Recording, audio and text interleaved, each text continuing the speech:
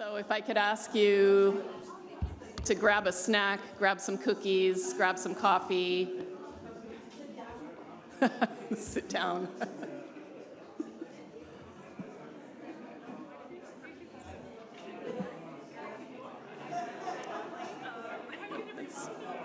I'll just get, okay. So my name is Terri Geis. I'm an art historian and a curator, and I work here at NYUAD. I teach art and art history classes. And it's been a real pleasure to be here throughout this day and listen to the different perspectives of the panels, and it's been really kind of an extraordinary round of discussions that I know are going to continue with this panel, which is looking at the point of view of scholars and teachers, and most specifically looking at my fellow art historian and curatorial perspective on questions in the archive. And my panelists have some really insightful presentations around different case studies, I would say, about what they've discovered in archives or things that have been excluded from archives, questions around how to preserve certain materials and the ethics of inclusion of certain materials within archives. So I think this is going to definitely work very well in terms of continuing some of the larger topics that we've been discussing throughout the day. I'm going to keep my comments really short because our panel is an hour and a half, and I want each of the presenters to have plenty of time to work through their messages and then for all of us to have a conversation around their presentations. So I will go ahead and invite our first speaker, Jessica Gerschultz, up. Jessica is from St. Andrews, has recently joined the art history faculty at University of St. Andrews, and I'll give it to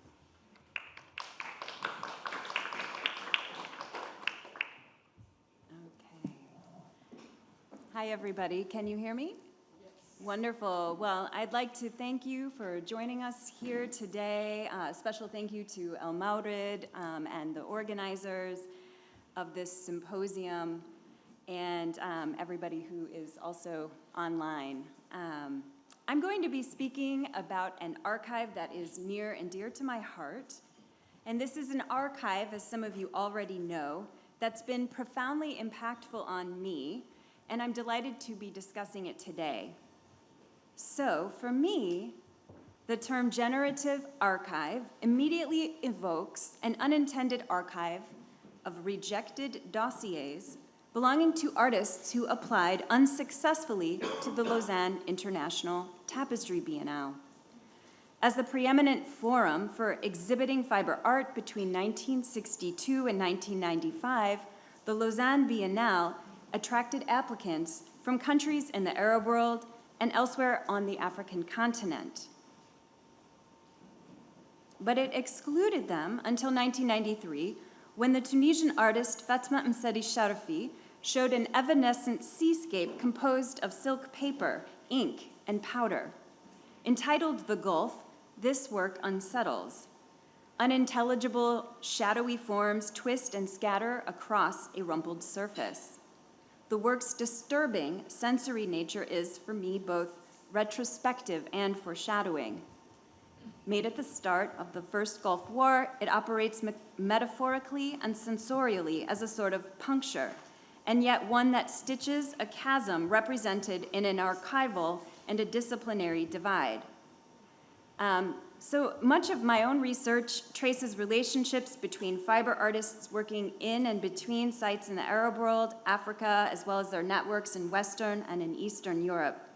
And I've been following artistic practices and interactions that took place around tapestry and something that goes by different terms, often called new tapestry, which encompasses unusual forms, woven environments, soft sculpture, and textile-based performances. You probably have seen that fiber art's currently trending, especially among those exploring issues of power and identity, gender, race, and queerness. And this uptick in interest is reflected in a number of current exhibitions, such as at the Met or at the Barbican, which actually many artists have been withdrawing from in solidarity with Palestine after the cancellation of a talk that was critical with Israel. But before 2023, the medium flourished internationally, so well before the present day, even if much of this history, and I'd say it's a gendered history, has been obscured and is underrepresented in archives and museum collections. So a lot of my work has taken place in people's homes, working with oral history and other materials. So in 2011, I visited what, again, was for me a generative archive. I was traveling to Dakar at the time for a comparative study of modern tapestry in Tunisia, Senegal, and France, which was at that time to be my last dissertation chapter in the seedling for my current book project. And that is why I'm here in residence at NYUAD.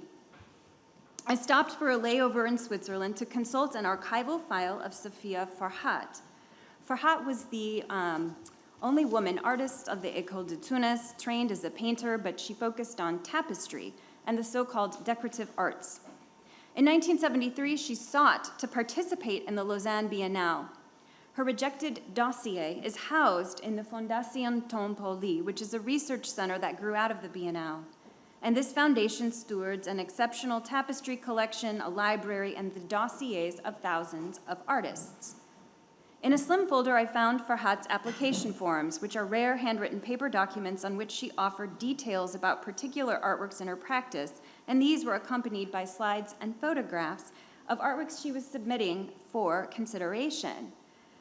Her slides included a sculptural tapestry entitled The Fetish, which was woven with red and black wools.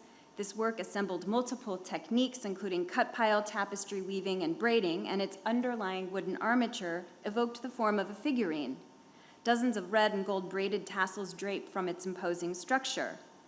So after reviewing the contents of Farhat's file and requesting to scan this slide and 3 other slides, I had time to spare. I had 4 more days. And so I asked Giselle Eberhard, who is the director of this otherwise empty center, if there were documents pertaining to artists of the École de Dakar.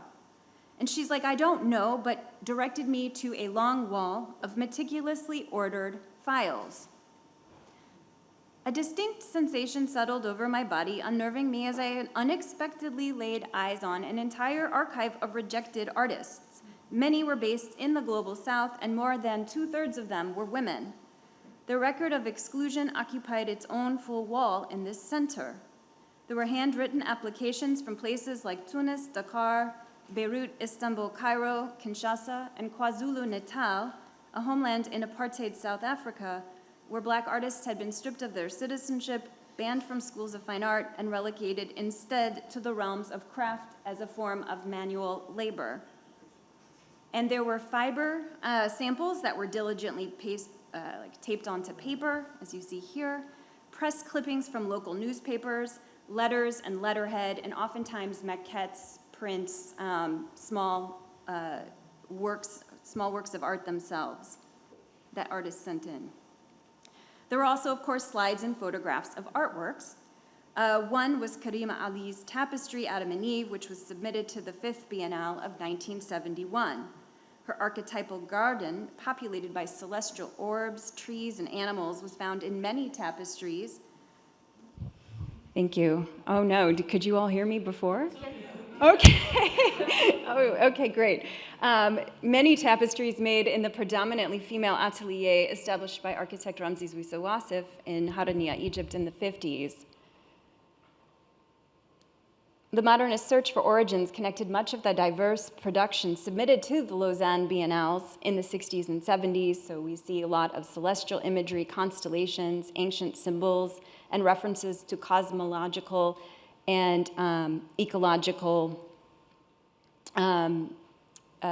dreams and desires. Yet artists who practiced outside of Euro-America exposed a myth, and they interrupted an art historical narrative constructed around a primitivist textile. And this narrative positioned authentic, pre-modern, or ethnic craft in oppositional relation to modern and presumably white European art. So the research center of the Lausanne Biennale thus became for me a critical site of feminist labor, a conceptual wellspring to which I've continuously returned. With this sensorial experience of approaching a wall, I registered something powerful and yet elusive, which was an unintended archive of artists whose genealogies disrupted an enduring paradigm. So what might this undetected wall of rejected dossiers represent, and how does its existence speak to the position of women, the feminine form, and the feminized in art history, all of which are bound up with the notion of handcraft? Theorist Sarah Ahmed has long inspired me to confront such questions. Ahmed writes that in connecting bodies and worlds, invisible walls become material. This materiality is something, quote, that is real, that blocks movement, and which stops a progression. The creation of wall, she argues, may be imperceptible, but it's, quote, an arrangement of things, a social as well as physical arrangement that stops something from happening, a body from passing through or information from getting out, end quote. So I'd like to say that to my knowledge, the juries of the Lausanne Biennales had not received explicit instructions to refuse entries to applicants from the Arab world and in Africa. And in fact, handwritten letters that I found subsequently in other archives or in speaking with people indicate relationships and what I would call personal touches that suggest otherwise. The question of artists' rejections and the wall it created in the archive is vast and complex and defies quick analysis. There were many connections, relations, and conversations, too, that are ultimately unknowable. The dossiers of rejected artists in the Lausanne Biennale, or from the Lausanne Biennales, which had accumulated over time, were probably not the result of a singular directive given to a jury, but rather representative of an expansive imbalance in the arrangement of things. And to me, this arrangement has taken the form of multiple asymmetries in art history that have worked together to suppress the feminine and the feminized coalescing in the tapestry or fiber art medium. And so this facet of my encounter with the wall forms one overarching component of my current book project, which I've called Fiber Art Constellations. And as you know, some of you, it's informed my scholarship over the years. So my first trip to Lausanne was on my way to Dakar for a weekend, but then I was able to go back 5 years later and stay for a bit longer in 2016. This time, I combed through boxes of artists' dossiers, which were arranged alphabetically by last name. So the wall on the left, I basically took each box off the shelf and was going through it by name, because artists at that time weren't classified by country, and there were approximately 5,300 files to look at.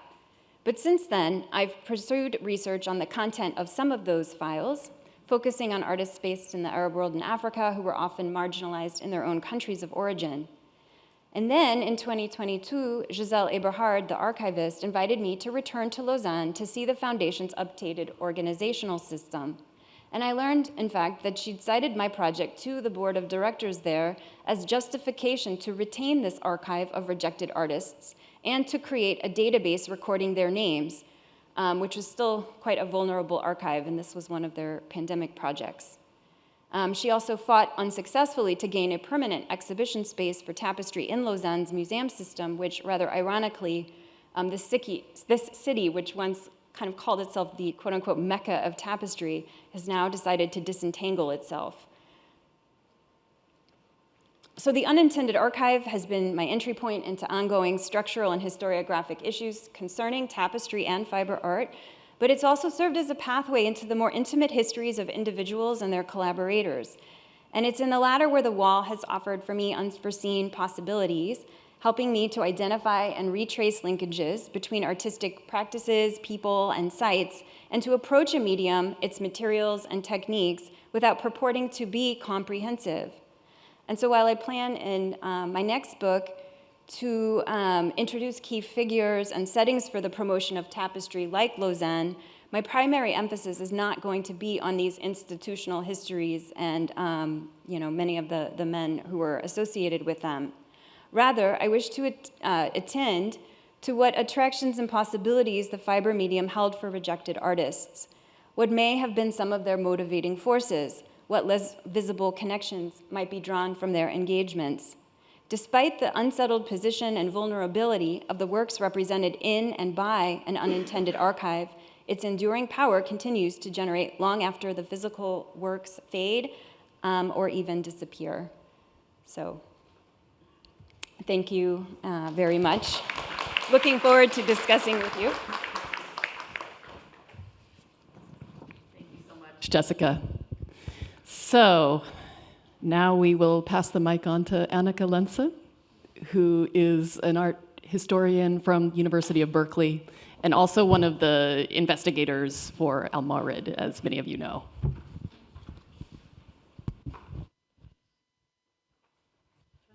Double fist the mic. If I talk like, I'll just use the,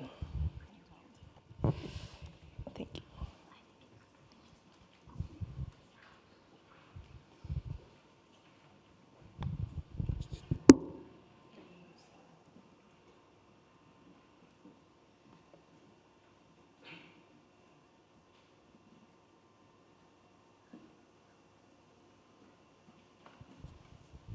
So it's my pleasure to be here, and I look forward to the conversation. We pledged ourselves to 10-minute presentations. I'll do my best. And I actually struggled a little bit to decide what to present, and I settled on material recently recovered from an archive, the archive of Professor Salwa Mikdadi right here, and some of the ways I'm trying to think about it are the challenges I think it poses. A video camera positioned on a median in a boulevard in Beirut swivels its lens across the lanes of the road, panning past spindly tree trunks in a fenced park. A subtle jump cut reveals what it's seeking: the figure of a woman clad in a bright red robe, tying green satin around the burnt trees. The camera person holds the shot for maybe 5 seconds before this figure throws a hand up in acknowledgement or surrender. We'll see it in here. And breaks into a jog to return to the perimeter of the park. The woman is artist Rabia Sukaria. She's actually going to be speaking here next week, right, Jessica? So this is an uncanny talk in a lot of ways. And this video, now in MP4, documents a performance she staged in Beirut in 1988 in the park area of Horsh, Beirut, to the south of the city. Fiercely controlled through the civil war, the park sits on the demarcation line separating West and East Beirut. During the 1982 Israeli siege, these trees suffered fires in the bombing. Although Rabia has done her performance of almost exaggerated healing in public, I find it difficult to characterize the publics for this piece.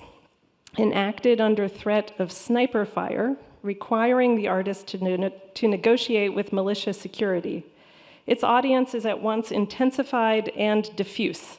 Intensified for us, our eyes taking up the position of the camera. Rabia appears on screen only as long as the videographer's nerves hold out before cutting and running. But diffuse in terms of its address, at that time as well as now. We don't see other persons apart from the artist in these images. But later, perhaps even later that day, the performance received an airing on Lebanese television. Rabia had managed to link up with critic Nazih Khater, who was hosting a show called Zakafa wa Nas. He and his team assembled an entire program introducing Rabia as a new generation of artists working with performance with the aim of addressing audiences directly. For Khater, the work fit into a bigger question that he poses on screen about how new practices would emerge after the war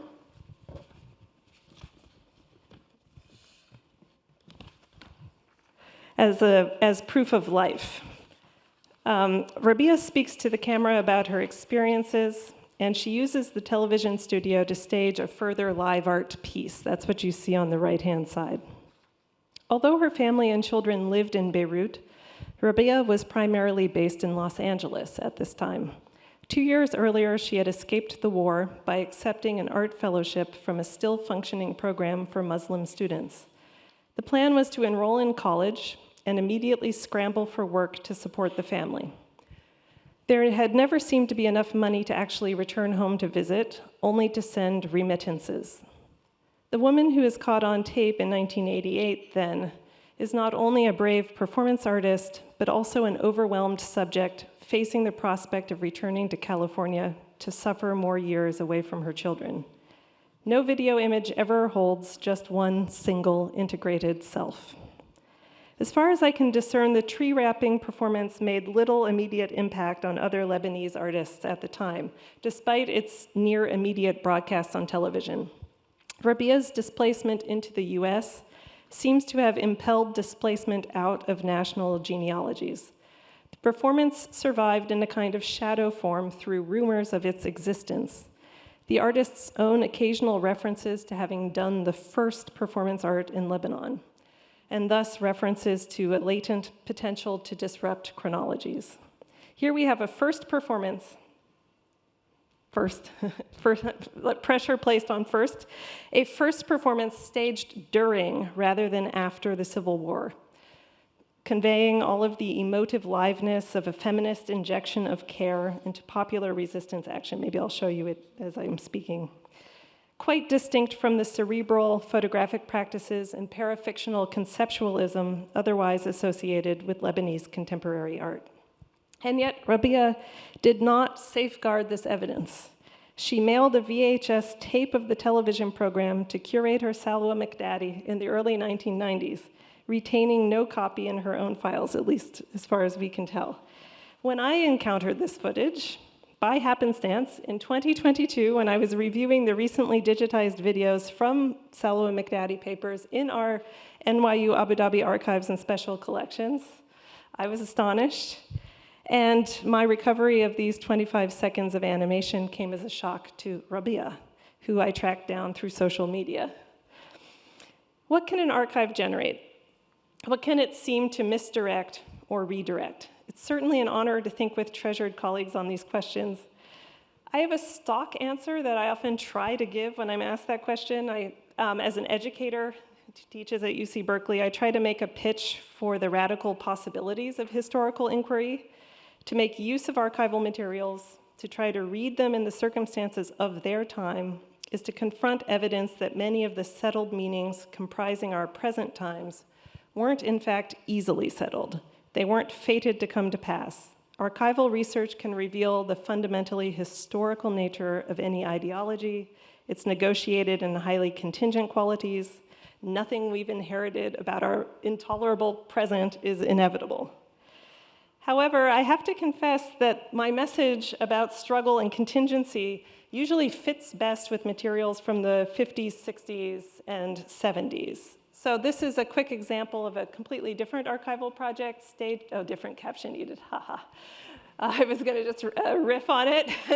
At UC Berkeley in our library, this is an exhibition put together with students using printed materials that are staged around 2 central silk screens by the artists Rafa Nasseri and Dia Azawi that I received help to confirm that they were the likely artists. And students and I put together an exhibition of bespoke versions of mass media in our library collections, silkscreen posters and artist books in the context of decolonization. We were interested in whether there were secret transcripts to be detected in work with Arabic language forms, given the differentiation of audiences into camps of different kinds in this kind of time of reorganization. Literate and non-literate readers, Arab readers, non-Arab readers, religious audiences, and secular audiences. In the case of artists who come into professional status in the 1980s, an age of video documentation, however, the archive diffuses. I have yet to publish an article on this performance, even though I keep telling myself I'm going to, nor have I brought it into the classroom yet. I'm stuck on what to ask students to see, to imagine. I'm not sure whether we were meant to be there as viewers looking through the camera at a woman running under threat of fire, and if we weren't meant to be there, what do we see? This is in part a condition of the media economy of the 1980s, an inflection point in the construction of a global art world defined by ostensibly shareable markets for display and consumption. This is why I asked about financialization in the morning. The terrain of art criticism in the 80s migrates from print media to video and television. And careers take shape through taped segments that undergo accretions duplications, and degradations. Selves are tracked differently, artistic selves are tracked differently, and they are also collected differently today.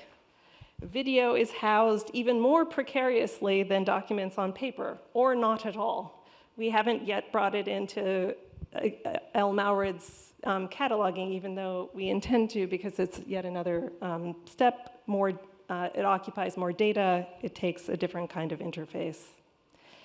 When I sought out more evidence of Rabia's activities in the 1980s, I was surprised to easily find her avatar in other institutional archives. Here she is in a crowded classroom at the Art Center in Pasadena, sitting through famous graduate seminars with the likes of Jeremy Gilbert Rolfe, Hal Foster, and other men. "Is this you?" I asked Rabia. "I'm not sure," she said. "I don't remember. It does look like me." We found her photograph in a brochure for the MFA program. I photographed her MFA thesis in the school's library. We looked together at the traces of her younger self's spirit of refusal.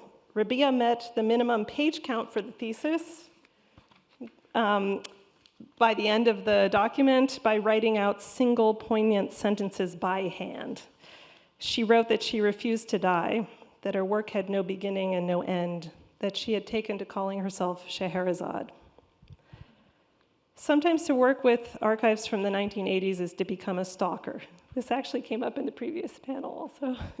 To push past sequential narratives of self so as to locate multiplying proofs of visual presence. It's to find records that an artist cannot claim because they don't recognize the image as a felt experience. My hesitation in trying to write with and through this archive comes not only from the unease of operating without consent. Did Rabia agree to have her likeness recorded in Pasadena in 1987 in that crowded room, looking bored? At one point, she has her head down on the table. But it also comes from the gulf that has opened between ways of telling the truth in art criticism today and the terms for telling the truth in art criticism then.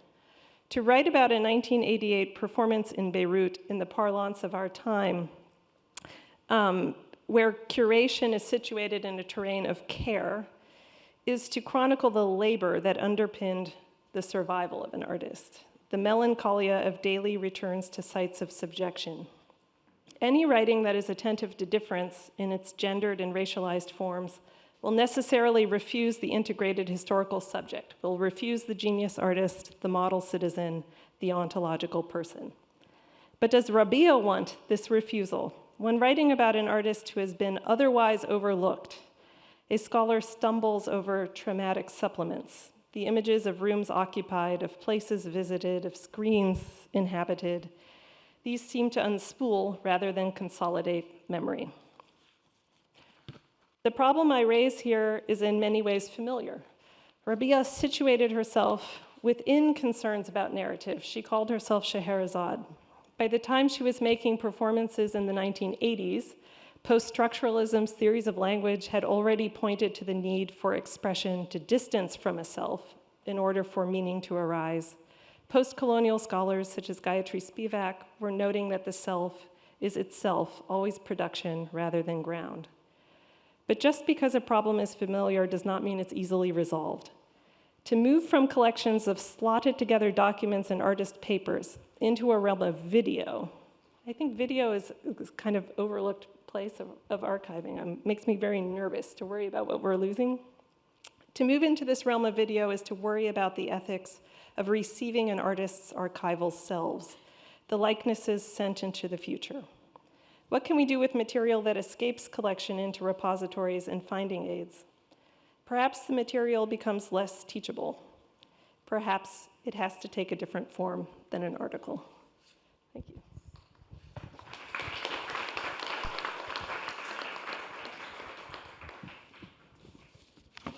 Much. I'm already starting to see certain strands running through these presentations that I think we can pick up on as a group in the discussion afterwards.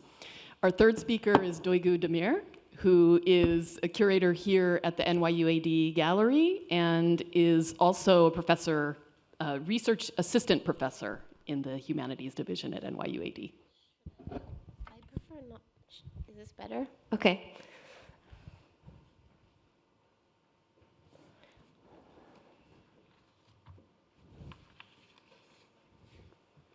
Thank you, Terri, and thank you, Anneka, for the invitation, and I'm really happy to be on this panel with Jessica as well. But before I get into my presentation, a little promotional insert, and I think it does relate to this conference and also to the idea that some things do resist the archive, and sometimes some things cannot be really investigated thoroughly in an article, including fiber art and performance and video documentation of it. So I think this table over here in the back is a group of artists, dancers, and choreographers who are here in residence with the art gallery. They have been here for the past 2 weeks rehearsing a performance which will happen tomorrow as a dress rehearsal in the gallery, in the installation of Gözde İlkin's work, activating the work further. So if you would like to attend that, please feel free to do so. It's at 11 a.m. Okay, so that's the promotional bit. I haven't written my speech, so it will be a little bit chaotic. Basically, I'm very new to teaching, so I don't really have experience teaching with archives. But as a researcher, I have a lot of experience curating with archives, writing about archives, and working with institutions that take the archive as its central occupation. If you've been here for the first presentation, you've heard Vasif speak. So I'm a mentee of Vasif Kurtun. I worked with him at SALT, and a lot of my curatorial practice has been formed by the way that SALT approaches the archive. And so I'm going to talk a little bit about a few different projects. The first of which, and normally I would spend a lot more time talking about the practice of the artist himself or herself, but this time it's more about methods and approach, so I won't be doing justice to the work of the artist, and I apologize for that. This is Hüseyin Bahri Alptekin, which was the inaugural exhibition at SALT, and that I was involved with, and this is a little bit how I accidentally became a curator. Because I mean, I intended to be a curator, but I was hired as an editor to work on the monographic publication that was going to come out at the same time as the exhibition.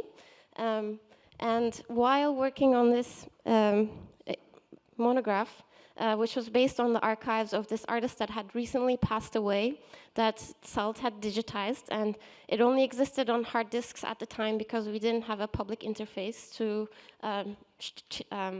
share the archives with other scholars.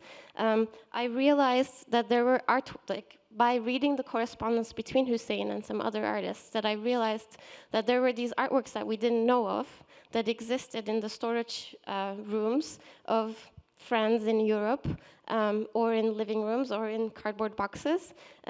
So I started discovering and getting all this work shipped back to Istanbul. And that's how I got involved in the actual making of the exhibition as well. And because this was an artist that had a personal relationship with Vasif, who was supposed to be the curator, he kind of couldn't begin to work on the exhibition. And because I was working on the archive, the exhibition kind of automatically took shape. So I accidentally became its co-curator. And now Hüseyin's archive is accessible on the SALT database, and it's mostly online. But one of the things that I want to bring up is that being on the inside versus being on the outside is very, very different in terms of how you access an archive and how you can tell a story of it. I was very lucky to be very on the inside while working on this. But if you don't have the archivist with you that you can pester with questions each day, every day, because you're working towards a project and not just an article that you're writing, it's harder to get them to help you, which I found out later when I was not working at SALT. So even though it's there, it's visible, and it's digitized, what Salwa said about access and equity, I think still applies, and is a question that still is pertinent, whether you're on the inside or the outside, and how you can look for the document if you don't know it exists yet.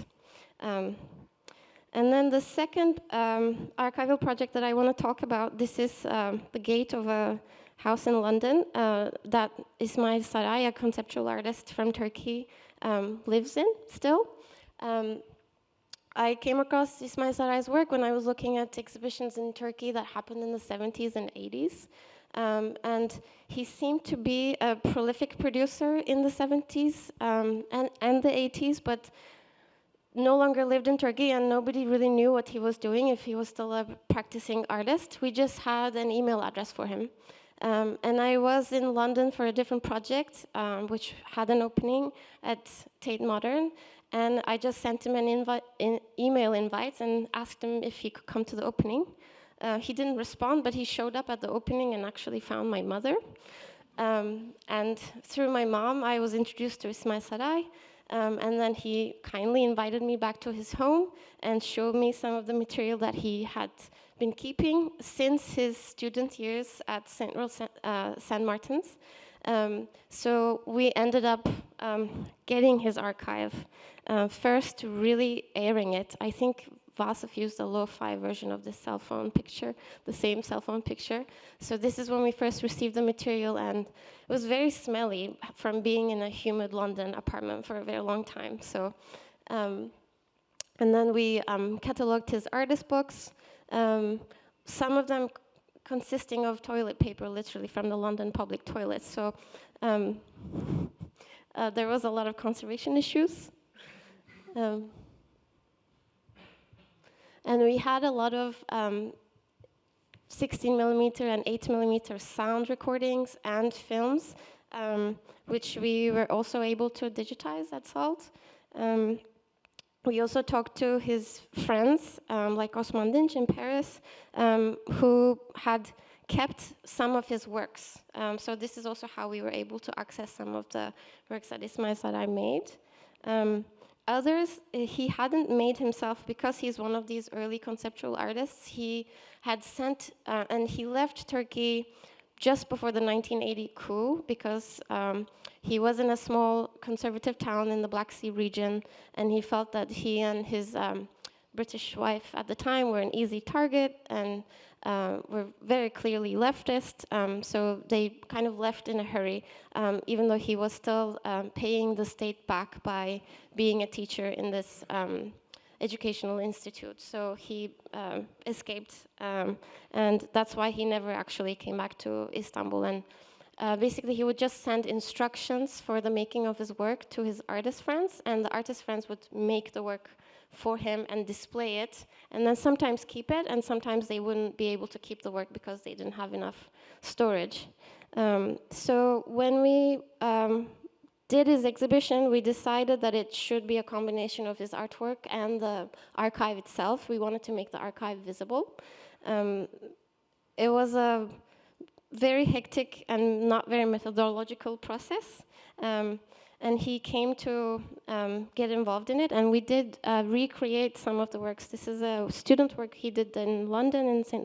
Martin's as part of his graduation show, and we asked him to recreate it for SALT, which he did. We also used some of the strategies that he used in his own early exhibitions of taking photos of his work and kind of leaning them just on the wall, which we also used for some of the work that didn't exist. So we used archival photograph, made reprints, and used them in the exhibition.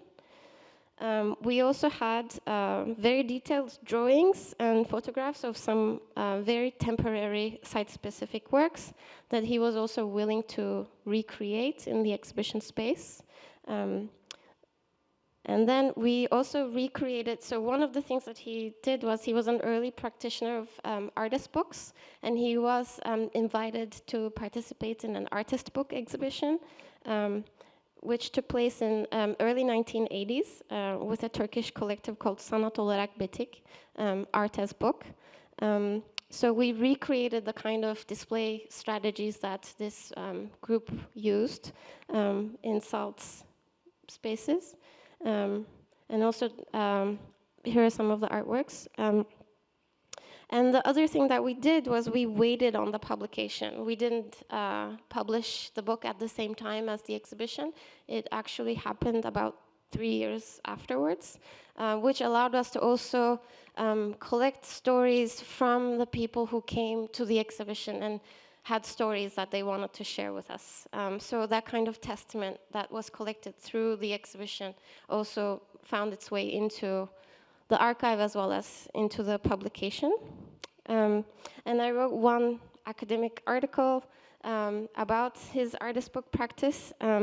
So I'm showing you all these different outputs because I also don't know which one is efficient, which one works, and which one has more permanence, because exhibitions are temporary and archives are hard to navigate, but also not too many people read academic articles either. So I don't know which one of these formats is really an efficient way of processing the archive and making sense of it. But working on the Ismail Sarai archive basically led to a lot of artist archives forming at SALT. So I guess in that way it was also generative, because by speaking to his friends, who also we realized held a lot of material about their own work as well as other artists' work and documentation of exhibitions in the 70s and 80s that we didn't know about. These other names that I've highlighted in the SALT artist archives were either the first two are archives that led us to Ismail Sarai, that helped us realize of the existence of his practice, and then the other two are artists that we contacted while working on the Sarai project and realized they had a vast material that could also be digitized, and they were willing to do so. There are also other artists who do not want to be archived or resist.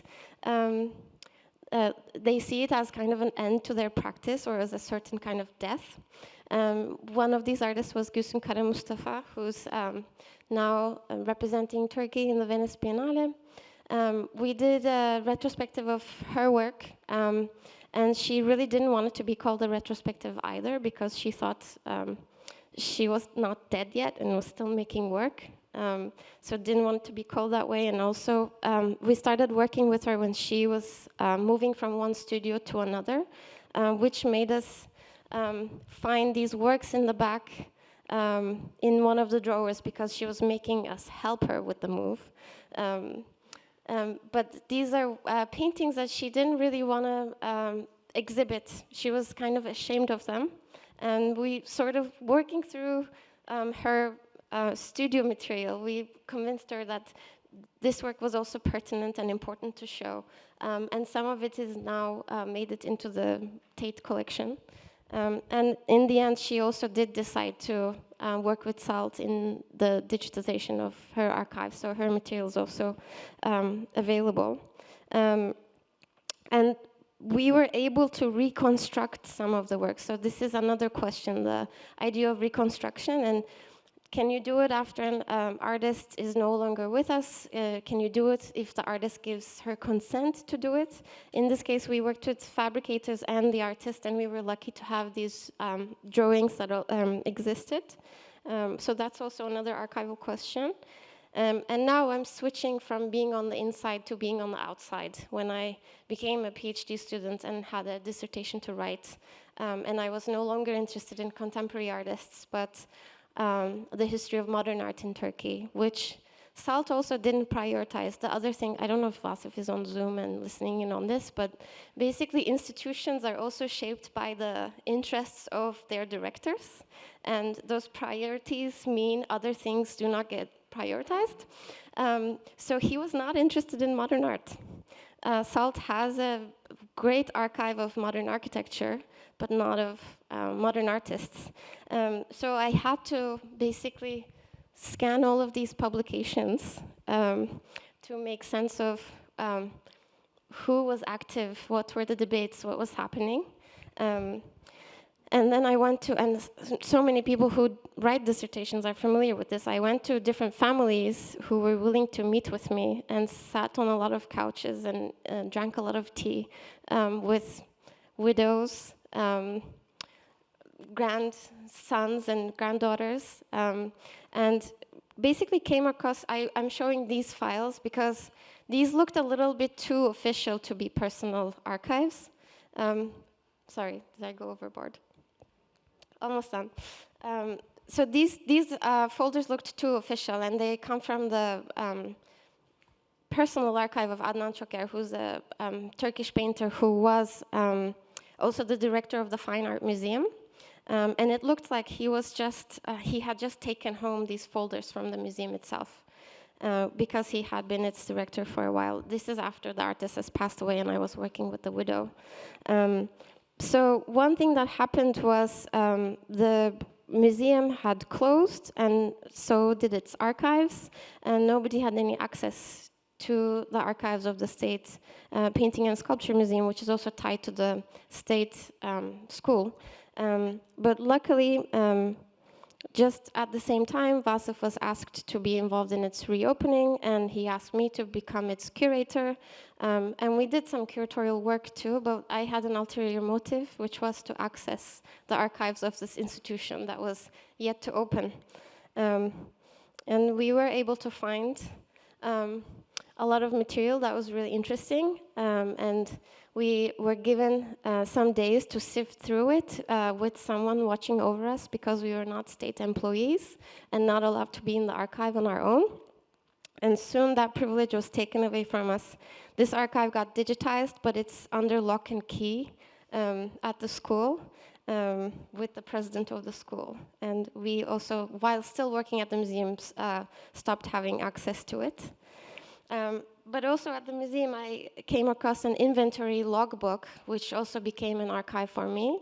And that informed part of my dissertation, and I ended up writing about this collection of copies that the State Museum was actually based on.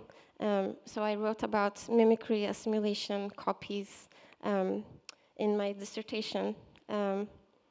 But basically, I would love to question this idea of how does the archive get translated into articles, into exhibitions, or into dissertations, and does that make the archive visible enough?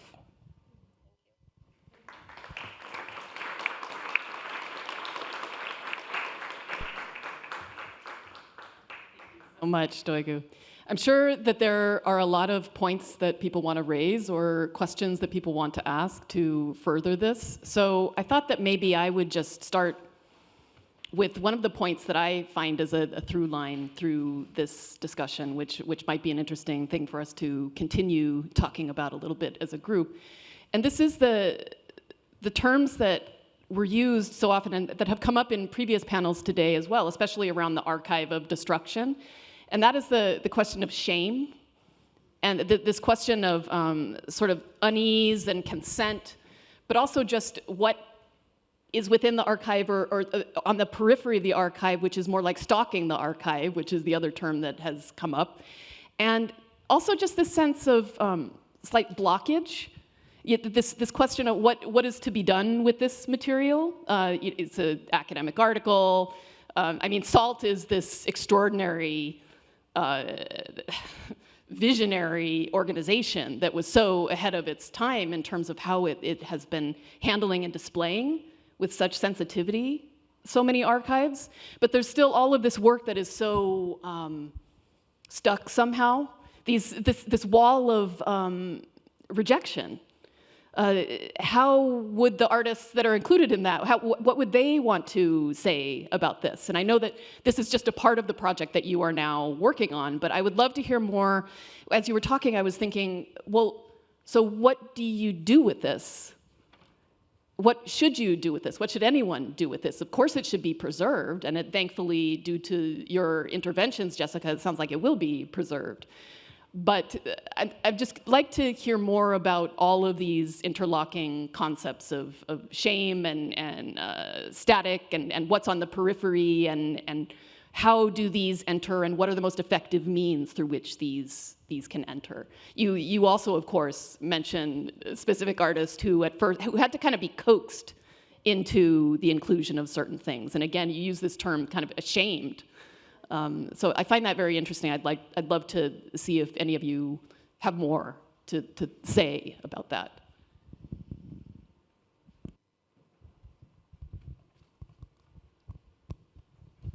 on. Well, I'll kick us off, but I think the question is a wonderful one. I had also jotted down shame in the previous panel. Maybe I'll try to think about it out loud in two brief ways. One is just to say that I've been teaching in a university classroom for a decade now, and I always try to devise assignments to send students into available archives as a teaching tool, again, with the idea that it can enliven possibility, right? Like, to engage the archive is not to figure out how things happened. It's to put pressure on the fact that they happened at all and to try to think in that way. And actually, at Berkeley, we have the archives of Ted Jones. So I have a world expert here working on Ted Jones, and we have all of his materials. And I've often taught with them. I teach surrealism. And when the students go there, it always worked. They came back extremely excited. This is an artist and a poet and a thinker who's just deconstructive and humorous. And it's like the perfect archive to try to work through because everything's a surprise. And recently, students have come back much more shaken about simply the physical act of pawing through the relics of a person now dead. That this feels like a terrible intrusion. And I always say to them, you know, he like secured this deposit when he was alive. He taught here. He launched it, and it doesn't assuage this sense of violation. And I always feel like in teaching, I can't just scold or something. I have to take that seriously. Why is it that it feels like such a violation? And of course, I think it's partly to do with the sense that art historians, we all are trained in different ways, but archives, when I want to use them, usually I'm looking for something like a sketch or some kind of document that's going to show that the life of an art object, only that it comes together over time, and thinking about choices an artist did or did not make can be part of what we want the art object to reflect about history. And yet, a moving image doesn't allow that same sense unless you find some storyboard or something. But the image of Rabia that I showed came together in a kind of different temporality. It is a kind of witnessing that is already a surveillance. And I feel like students are used to that kind of relationship to presence, such that when you are touching things, increasingly that becomes the shameful quality. So just to add to what you're observing, there's my shame, my fear that the artist might feel shame, and then there's the possible shamefulness of what is normative in terms of paying respect to what artists have left for us. So just to add to, I don't have the answers, I'm just trying to take that in fully in working with archives.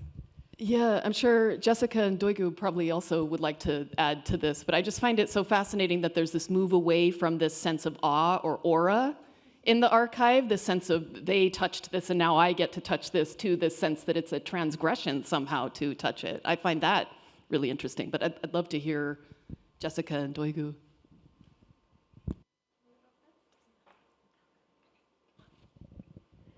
Great. Well, thank you for the question, and kind of building on this idea of the layers of shame, I thought it was also very apt thinking about kind of tapestry and fiber art.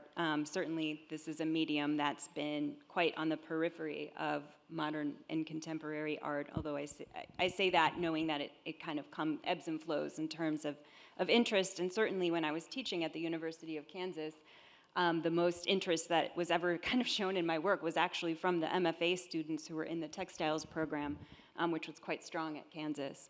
But I'd say that in terms of thinking about what artists themselves wish, certainly the association with tapestry and fiber art is not even fully accepted or embraced by artists even working with the medium, Rabia herself included.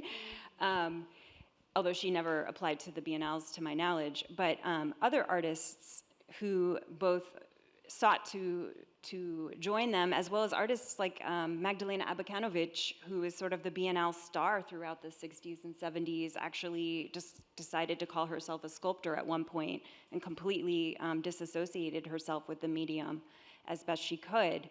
And that's, obviously due to sort of hierarchies of art and social status that come along with a medium that has been, I think, quite heavily gendered and racialized over time.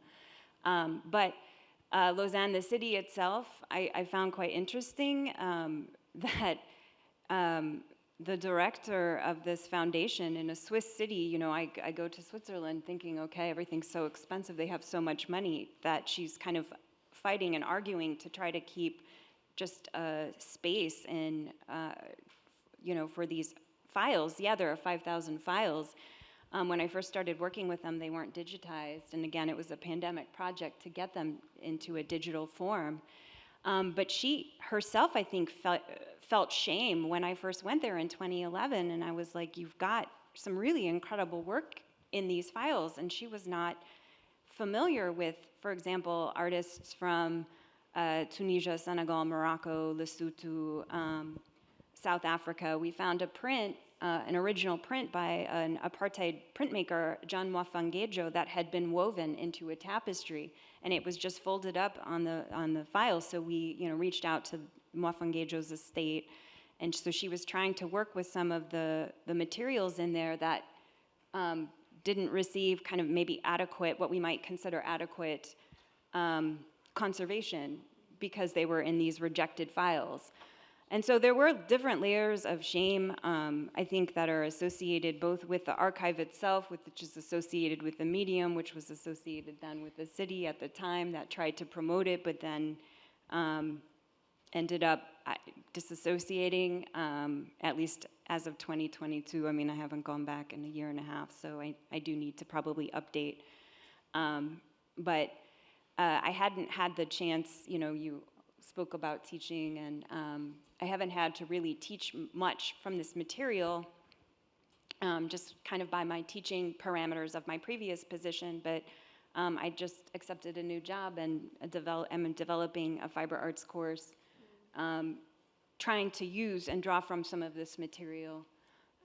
So I look forward to sharing about that in the future, and certainly am grateful for any ideas or feedback, questions. With regards to shame, I also have two anecdotes, I think, or takes. One is personal curatorial shame.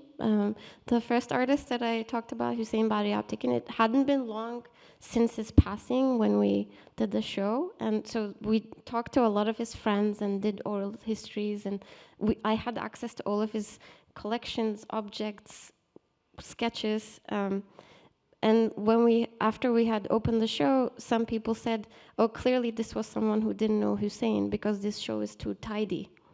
So there's also this idea that you're basically tidying up the story of a person when you're representing that as a retrospective exhibition or as a monograph. So there's a little bit of personal shame involved in that. And I think that's both concern for a historian and a curator in terms of like how much you lose, even if you work with a very extensive archive. And then the other one is I've been thinking a lot about this in access to the Fine Art Museum's archive. And I think that has to do with institutional shame, that it's not really a proper archive, but really basically just boxes of things piled on top of each other. And it's also not knowing what's in them, and they think there's like fear and shame that makes it inaccessible. So I think, yes, shame has a lot to do with archives now when we think about it. I had the chance maybe 8 years ago or so to be one of the people who was able to access Frida Kahlo's archives, which her husband Diego Rivera had put into a bathroom and locked up and said that they could not be accessed until a certain point after his death. And he was basically trying to ensure that anyone who could be shamefully implicated in any of the documents of Frida Kahlo would also be gone by this point, and that there would be an ability to discuss things within a different context. But I think that there's so many stories like this about either things that have been put aside with uncertainty as to how to proceed, or put aside with the full awareness that eventually you'll be able to proceed, but that maybe some time should pass. We have about 20 minutes, and I'm guessing that there are, I see hands already going up, so let's start some conversation, if it's all right with all of you, with everyone here.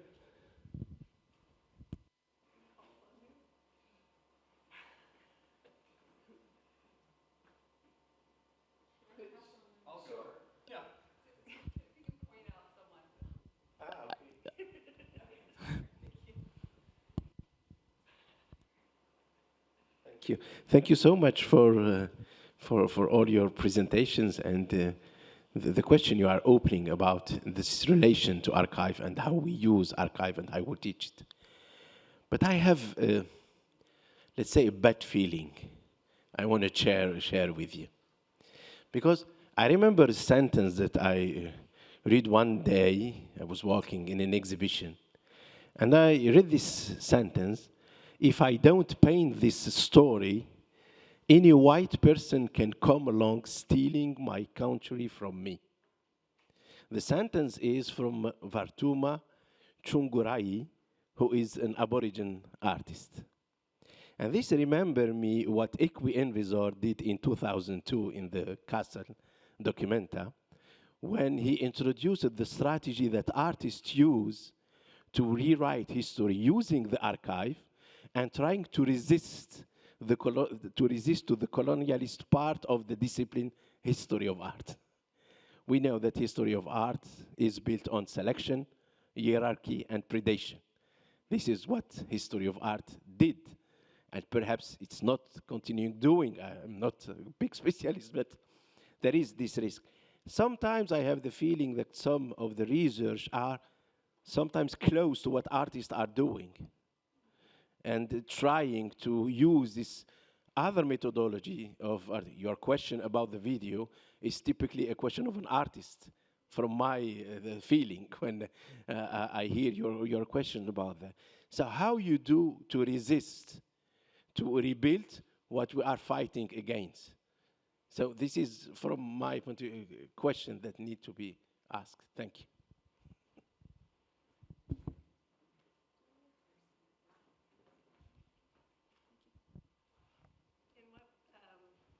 Well, I guess I'll say I have not published anything. This is my first airing of these questions that I haven't answered.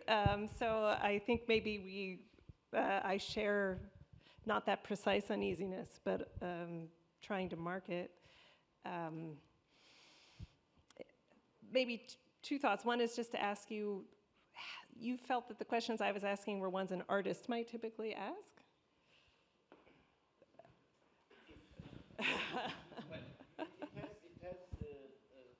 This is why I quote Ekwi Envisor and his documenta. When Ekwi Envisor did his documenta in 2002, he made the demonstration that artists now are dealing with archives, using the archives, and they don't want anymore to let just the historian build the history and write the history of their countries. Yeah. And the artists are using other methodology, other ways of thinking about the archive, how we build this collage of the archive, and how we do the narrative, how we build this narrative. So the artists have their way of doing these kind of things. Because when you present the video and the way you are asking the video, it's not a question that expect an answer.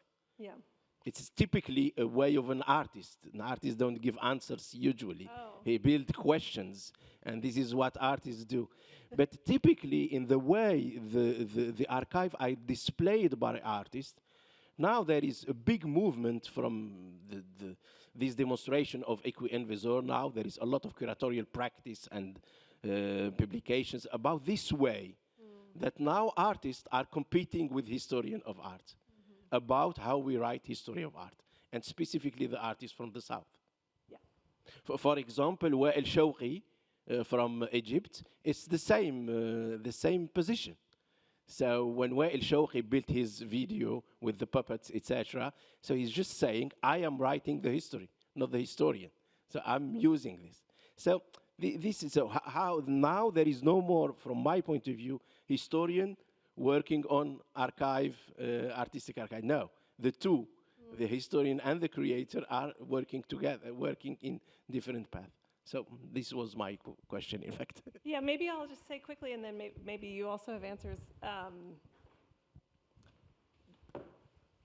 I wrestle with maybe the other side of the coin, which is that I feel that often ostensible art historians, or those of us trying to write narratives to amplify questions, I guess, follow too closely the research work that the artists themselves are doing. That lately there are often articles that simply take the template of all of the archival legwork that the artist has done and sort of tweak it or bring a question about care or something. So that the template for what one asks of an art object is sort of established or wrapped up already in that artist's own project. And to me, that's not asking enough of history. Right? Like, we should be able to conceive of objects dialectically. They are reflecting but shaping, that this is a more expansive and exciting task of a historian. And I suppose I genuinely believe that if one honestly tries to read the archive as not leading to answers, but instead opening up these historical contingencies, that is a modest enough project to redeem history. And art history is a work of history, and that one must do that in collaboration with artists, but not simply stand upon the work of artists to amplify that kind of sense of possibility, that it has to have a separate stakes. Which is, I think, why I haven't yet written a word about the video.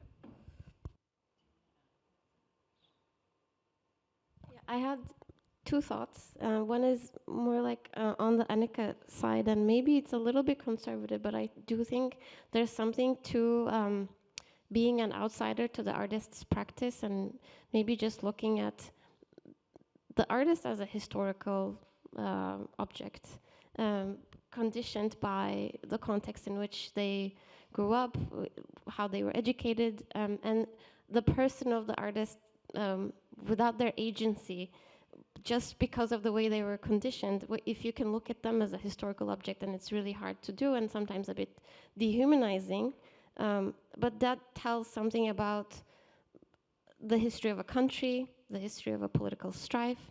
So I think there's still some legitimacy to the work that the historian does. And then the other thing I would say is you invite artists to look at the same archive, and other outcomes are as valid as a historian's reading of the same archive. I think that's why hybrid institutions like SALT is able to invite both a researcher or a historian or an artist to work on the same archive and come up with completely different outcomes.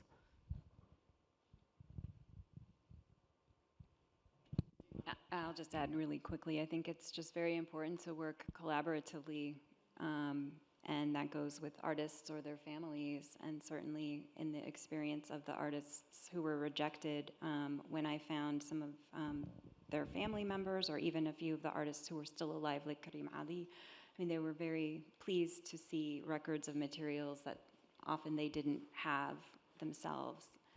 And so it was a way of working together with them and, you know, kind of seeking to create a reciprocal situation, also in terms of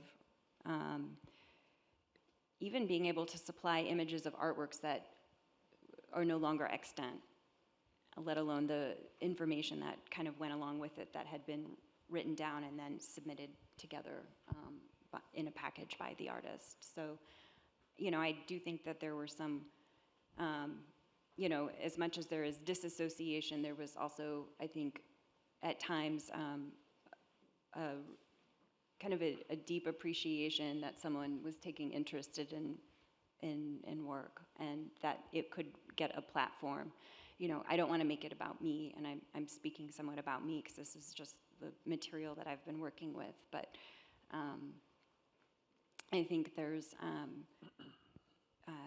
definitely room for expansion in terms of where the material can lead. I think we had, Yeah, I just have a quick point and then a question. So the first one is about shame, and actually this, you know, shame is an interesting emotion because you can feel shame even if you are personally not guilty. So what that means is it's a relational type thing, and I think actually shame says a lot about our responsibility to others. So in the example that you brought up of Ribera and Kahlo, it was that responsibility to the others who might be named that caused this refusal to allow people in. But I think it's so interesting that students or researchers in the archive may also have felt this sense of shame, but I actually think that that, in a sense, could be salutary because it means that we still feel a responsibility to others and the production of history. So that's one point. And then the second thing is, you know, this is about research and about teaching, and I really thought it was going to be more about, gosh, shouldn't there be more stuff that's made available online, right? That's the thing for students and researchers. But actually, what I heard was the importance of these really profound encounters with stuff that is deeply not digital. So rejected applications with little pieces of fiber attached to them. I mean, that is so material. Or a videotape, or all of these things that smelled like a guy's old apartment in London, you know? All of this stuff is deeply sort of material. So my question is, how much digitization is enough?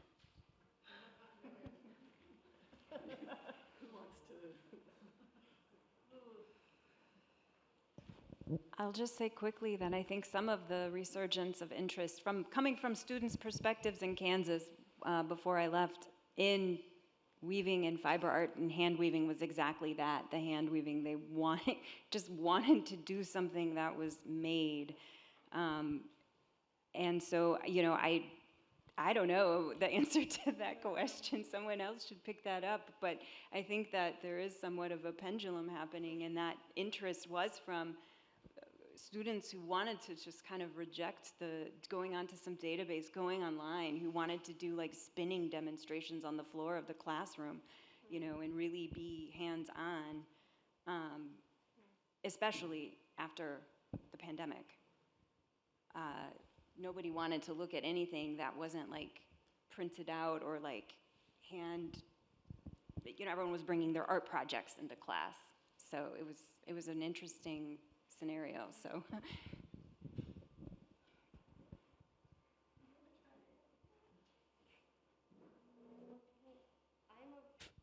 I'm of two minds about this because I am very motivated by the interaction with the person, whether it's the archivist who has been working on this archive or the artist. But that gets really difficult too, and the physical becomes like shameful or intolerable, or you get too much into the radius of the artist and you can't really separate yourself from what they're saying about their own practice. So there's also this healthy distance that digitization might provide. And also having had to write my dissertation during COVID, I was so grateful that I could access so many documents online. But I had the initial motivational like in-person experience with the people and the materials, and then the digitized material was just this resource that I could fall back on. So in that way, I think you need a healthy balance of the two.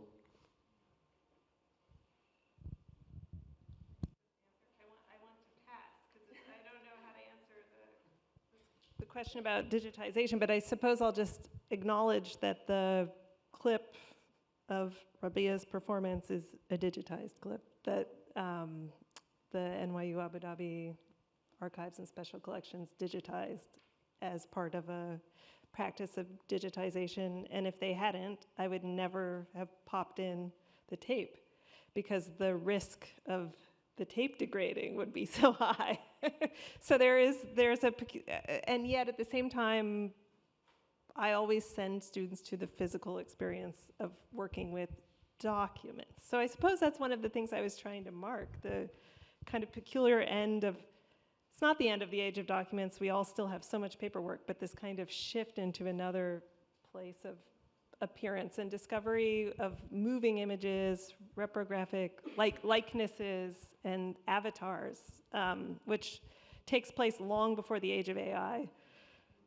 And it really was instructive to realize how readily I could find images of Rabia Sukaria from the 80s, that they had just really proliferated. We have about 5 minutes. I see, yes. Yes, thank you. I think this is on. I just wanted to say I'm really intrigued by this notion of shame being surfaced. I've worked as an archivist for over a quarter of a century. I've processed, I can't remember how many archival collections. And I'd say rather than shame, I mean, that's why I'm just so intrigued, and I'd like to hear more about why people feel this vicarious shame when they work with a person's personal papers, because I think when I began to process collections, and you get really intimate with that person's life when you're processing their papers, you kind of live their experiences vicariously, and almost at times I would venture to say voyeuristically. However, I can't tell you how many times when I've been through this experience of processing a person's papers, that's arranging a total chaotic mess of papers into something that researchers can use that has rhyme or reason to it. I've grown a deeper level of appreciation and sympathy for the people whose papers I've worked with. And I realize that, yes, I may be invading their privacy somewhat. I'm reading their mail that some of them might not have ever thought would end up in an archive. Some of them consciously place their collections in an archive. Other times it's a family member or somebody else at a distant remove putting those collections in there. But I can't tell you how many times when I'm working with the papers of maybe a public figure, maybe a political figure, maybe somebody whose politics, personality, or other aspects of their character really diverge sharply with my own. But when I'm working with their papers, usually I derive some sense of appreciation of the complexity of their life, the moral ambiguity, the difficult decisions and crossroads they faced. So even if I don't find myself as an individual being won over to their viewpoint, I have a greater level of respect and empathy for it. And I've heard so much about archivists these days saying we should practice radical empathy. And I think, okay, to me that sounds like a buzzword. That's what we've been doing from the beginning if we're paying attention to the material that we're working with. And okay, I draw some lines. I worked with papers of Nazis from World War II, and okay, I draw some lines there. You know, I can't be won over to that viewpoint, and it's incredibly hard for me to be empathetic to somebody who, you know, represented the Third Reich. But I'll say, so many other collections I've worked with, I've had the opposite experience. One other thing, though, that comes out of this that I might want to kind of plant out there to think about or discuss later is intentionality versus unintentionality of the archive. So I'll just use one real quick example, then I'll shut up. I was working at a presidential library back in the United States early in my career, working with the papers of a US president who I later learned had a very faithful staff who, one can say, sanitized his archive in the 30 years after he left office before it found its way into a presidential library that was part of the National Archive system. Nevertheless, it was still a rich archive, but he was a private man, and he came from a time and a culture where you suffered through things stoically. You didn't wear your heart on your sleeve. And by contrast, we happen to also have the diaries of his press secretary, who really recorded his boss's reactions during times of crisis in his presidency, how he betrayed his emotions. He was a human being. He didn't have this stoic facade that he wore all the time. In private, he was angry about the public response to his policies or some of the challenges facing him. And I thought to myself, man, that is the beauty of an archive, is that you get this level of complexity, nuance. And so you had the intentional archive of the former president as mediated through his staff and his loyal staff, who really respected him deeply. And from the same time and place, the documents that were completely unintentional of his press secretary, who probably never thought those documents, those diaries, would be in the same archive. And so how do you weigh this intentionality versus unintentionality? I'll give you a secret. I really prefer the unintentional. And when I find those being offered to an archive, in my experience, my first response is pay dirt. We have found gold. Because this will illuminate so many different facets of this human being's character. And so instead of feeling shame, I feel excitement. I and so many successive generations of researchers and students will have the opportunity to get to know this person in so many different facets beyond a two-dimensional public caricature of who they were. Hopefully, anyway. Thanks.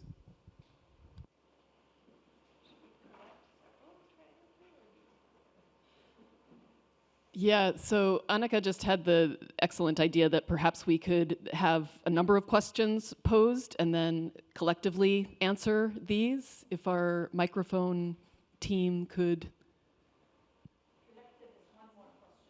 Okay, okay.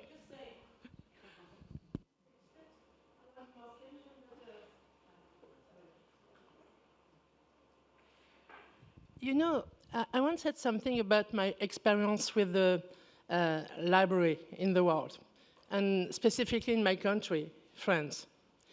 You know, you find all the resources. The problem, it was not the resources, it's the nomenclature, the classification. If you don't change the classification and you need to be involved inside, you don't find the resources. You have all the resources, but it's not possible for you to find the resources if you have not involved inside this nomenclature. You know the sentence of Lampedusa, tout change pour que rien ne change, you know, all change. It's the same inside the library in Europe. If you are not involved in this nomenclature, you have all the resources, okay, I'm so democratic, I have all but it's very difficult for you to find the resources. You know, the most important thing for me is because regularly, for example, I write to the National Library in Paris because the nomenclature depends on this team, and I give an example, and after it's very easy, they change the nomenclature. And it's amazing, you know, when you see, because this nomenclature is a specific heritage. And the shame is really there. When you read the nomenclature, it's a shame, really. For example, about the black people, it's a shame. Arab people, it's a shame. And you need change always. For example, Haiti was always, during my project, inside the nomenclature, Haiti was always inside the French Antilles. Haiti.